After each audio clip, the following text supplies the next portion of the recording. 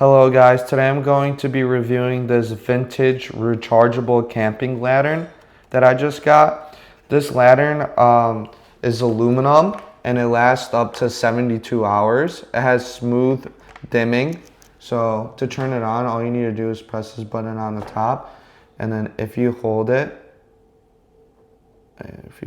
you can see how the dimming goes. The light turns lighter. Hold it again. You can see it turning brighter. It has 200 luminance. It has brightness memory.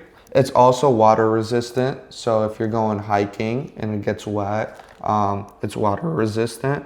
It's energy efficient, it's shock resistant, and it's compact and portable. As you could see that there's a little bag that you can carry the lantern in. It comes also with a USB-C charger. So the USB-C charger plugs in right here on the bottom. It also comes with a user manual, so basically everything that you need to know about the lantern and how to work it. And I would recommend this to anyone that goes camping or just goes out during the night and just wants to have a nice clear path and see where they're walking.